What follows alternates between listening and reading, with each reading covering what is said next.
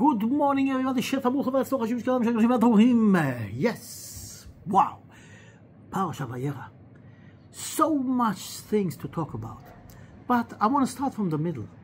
We all know the story with Avraham Avinu and Sarah Imenu. They get to the place of Avimelech, and he tells everybody that Sarah, because of her beauty, doesn't want anything to happen to him. He says, she is my sister. Avimelech takes her to his palace, and then there is a plague and things, and God reveals himself to Avimelech and tells him, give back, this is the wife of Avraham Avinu, the prophet, give it immediately back, because otherwise you're going to die. And he runs and he gives back Sarah to Avram and says, what have you seen to do something like this? Why have you done? Why did you lie to me? Why didn't you tell me she's your wife? Why did you tell me the story she's your sister? And here we have to understand another interesting thing.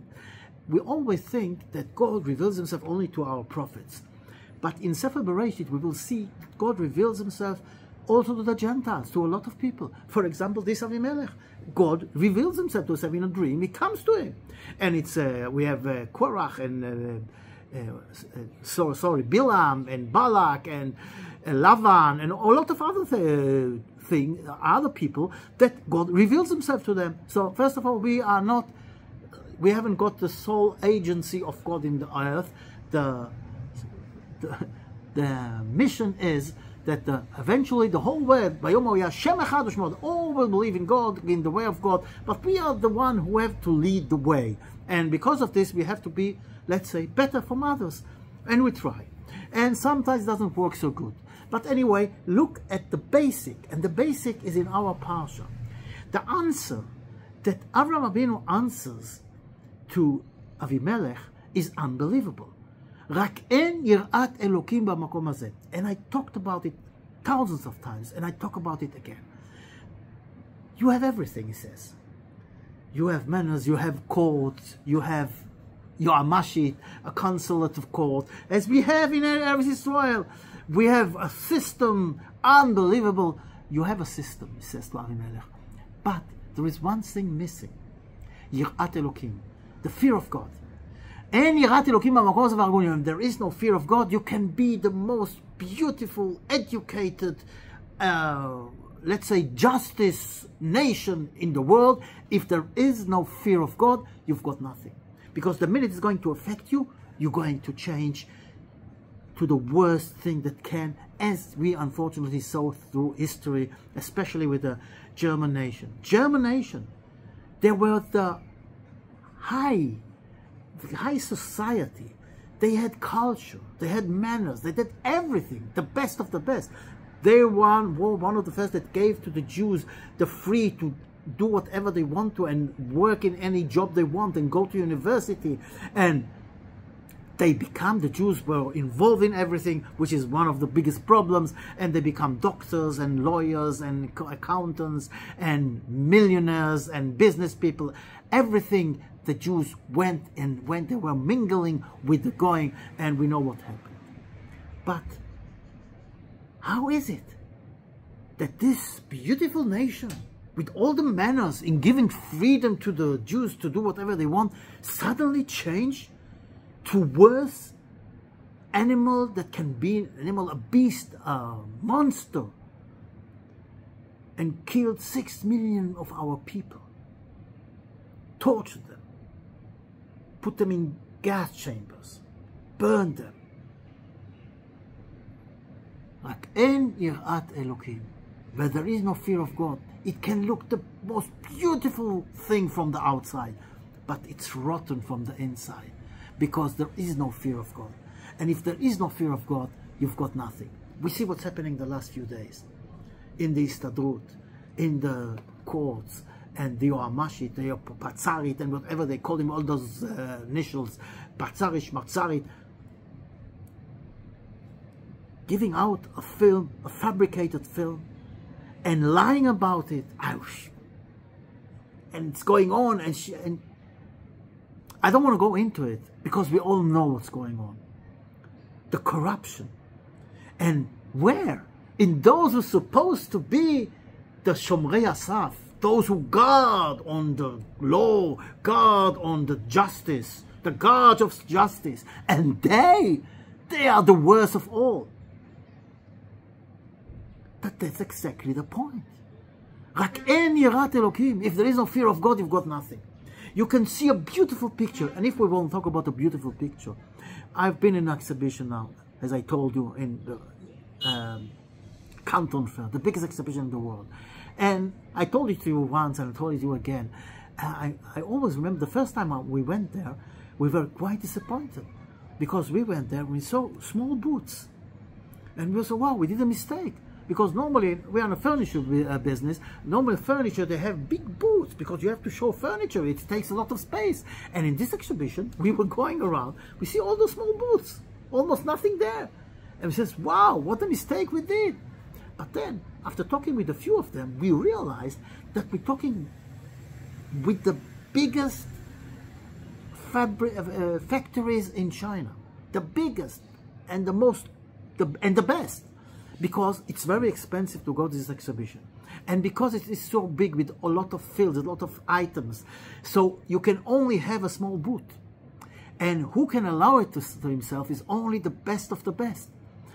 And in other words, we met in that exhibition the biggest companies and the best companies in China. And we did, Baruch Hashem, a lot of business out of it. But when we looked at it, oh, what is this small thing? From the other side, a few years ago, we've been in Turkey in an exhibition. And there, we saw also furniture. And one of the big booths, later on, we don't buy, if you don't check the factory to see if they really produce what they do, how they pack things, because everything is important. And we went to this factory, we went to other factories, but went to this factory that looked on the exhibition, wow! And we find out, a small factory with most of the things that were on the show were not made by them, and the things they made was very primitive and not packed properly. And this is like how careful we have to be when we look at things from the outside. And it reminds me of a story about a friend of mine. His father, years ago in New York, he was a stagiaire, what would you say in English? I think you said in English, a stagiaire. He learned engineer. He was an engineer, and his start he has to do in a big factory, in a big firm, in order to go into the business and know how to do it, and then to get a good job. And while he was doing this, the manager asked him to show one of the big firms a new project that they were doing, and he had to meet with the head of this firm, the CEO, whatever you call it, like the owner, the big shot. And they made an appointment, and he was waiting there in the street, and there comes this big black limousine, starts in the beginning of the street, ends of the other side, and from the car comes out a driver and opens the door for this young guy, the stagiaire, and he goes into the camp, and there sits this big boss. And they were talking, he took him to this project, and they were going around, and then they're going back home, they're going back to his office, to this guy or the guy's office. And then the guys ask him, this big boss asking him, 1 minute, how are you guys getting back to your office? He's like, oh yeah, take a bus or that. No.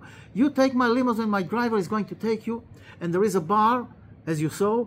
You have Cuban cigars you can take and smoke. And you have good whiskey, the best of all. You can also drink, free on me. Enjoy. This guy was, wow, going with this black limousine with a driver, open the window, cigar in the mouth, and in the other hand he's got a good whiskey in a crystal glass. And they stop at a traffic light, and on the left side he looks, he sees this Tranta car, and his friend is there who learned with him. His friend is looking, Moishele, wow, you did it big. He sees his friend with a cigar in a limousine with the driver and a whiskey glass in the other hand. He thinks, wow. He wanted to answer him, but the traffic light changed. It was green, and they drove away. And this is like also a big lesson. It's a real true story, unbelievable. Who knows what this friend thought? But the real thing was that he was only a guy like him, and who knows who is richer or who not. Just the show unfortunately, in a lot of times in life, we buy the show. And this is one of the most important things that we have to know. רק אין יראת אלוקים במקום הזה והרגוני.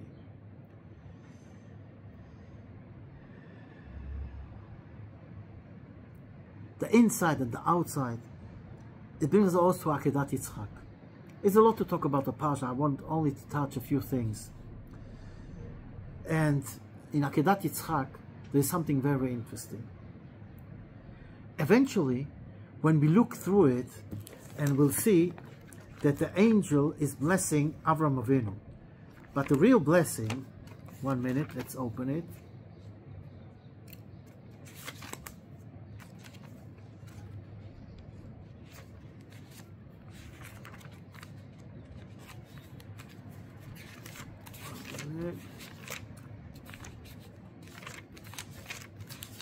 Oh, so many things in the Parsha, unbelievable. Oh. Okay. After those things, and God tried Avram Avinu, well, take your son to the one that you love, Yitzchak, and go to the Eretz HaMoriah, va'aleu sham le'olam. And by the way, they say, our sages say that Lech Lecha, which is the first test, and this is the last test, they are similar. And we talked about it. And because Avram Avinu, he doesn't care about the benefits, what's going out of it. It can be Gi and be the richest guy in the world, or go and sacrifice your son. God says, I am doing it. And here also, this test is unbelievable. And he tells him to take his son to sacrifice him. So he takes his two boys, and he goes and he says, ויקרא אברהם את עשה העולה, ויאמר יצחק אל אביו, ויעשה לו לה, ואומר לו עשה לו בני, and then he puts him on the altar, and he takes his hand with the knife, and an angel comes and stops him. Stop it, don't do it. Now I thought that you have the fear of God, because you didn't spare your only son. But listen, there is a blessing, but the blessing is not here. Then Avraham looks, and he sees the aisle, how do you say aisle? Never mind, you understand what I mean. The aisle, he sees this deer. The deer sees this deer, and he takes him, and he sacrifices him. And then he calls his name, and again, Hashem yireh. God will see again the word yireh. Yireh. Yireh is yirat Elokim. I said to Amel, Rak en yirat Elokim. He says, Re'eh, look what have you seen to do this? He says, what have I seen? Yirah, there is no yirah. You don't see God. And yirah, re'iyah is the same letters. And here also, he says, Hashem yireh, God will see. God, Hashem yireh, Hashem yireh, and it will be seen. Yireh, again, from the meaning of yirat Hashem, the fear of God. And then, ויקרא מלאך השם אל אברהם, שנית מן השמיים, he calls him again. Remember, first time he called him, he says, wow, stop, don't do it. I see you have the fear of God, you can stop. Now, when he's sacrificing the deer, and because you did this, and you didn't spare your kid, in other words, you sacrificed your kid. Sorry, he didn't sacrifice his kid. He sacrificed a deer. His kid was saved. Yitzchak was saved. And now he gets this blessing. Why was he blessed only in the second time and not in the first time? And why now he's telling him, you didn't spare your kid, and is blessing him, while in the first time he spared the kid, and now he's not sacrificing Yitzchak, he's sacrificing a deer. But the Torah says, you are sacrificing your son. And this is to understand who Avraham Avinu is. For Avraham Avinu,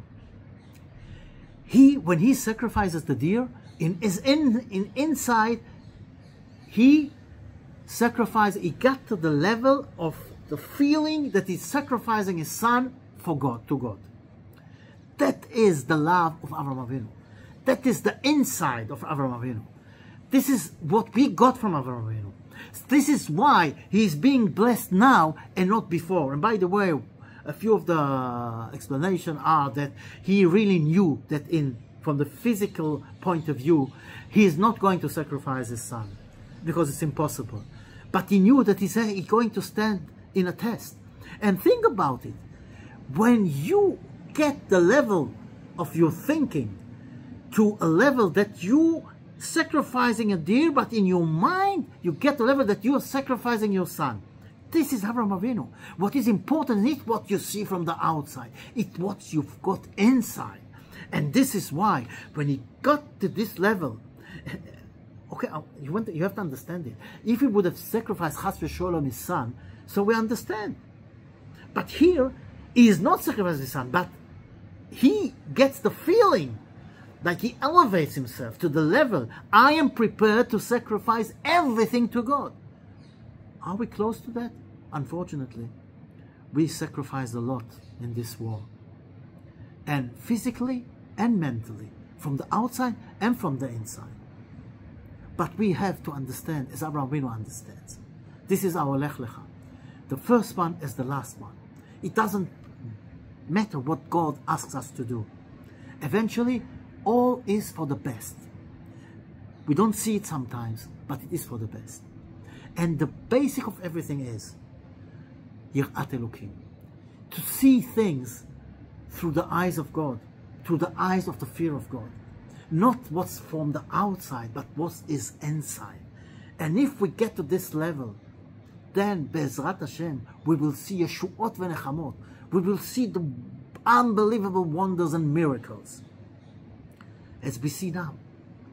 And it's not only the, how do you say, the Akedat Yitzchak. It's not only the story with Sarah and Avraham Avinu and with Avimelech. It's the story of us. It's the test that we are going through in life. And understand and look how we have to learn from Avraham Avinu, that got to the highest level that a human being can bet in believing in God, which we read in the Haftorah of last week, Avraham or Avi, that the basic of everything is love. If you love God the way that Avraham loved God, get close to it, then you will see things in the right eyes. You will see the truth behind things. You will not look at the outside, you will look at the inside. And if we get to the level that the outside and the inside are equal, wow, that's the best. So, remember, רק אין יראת אלוקים במקום הזה. If there is no fear of God, there is nothing. יום טוב ומבורך, שפע ברוך והצלוח.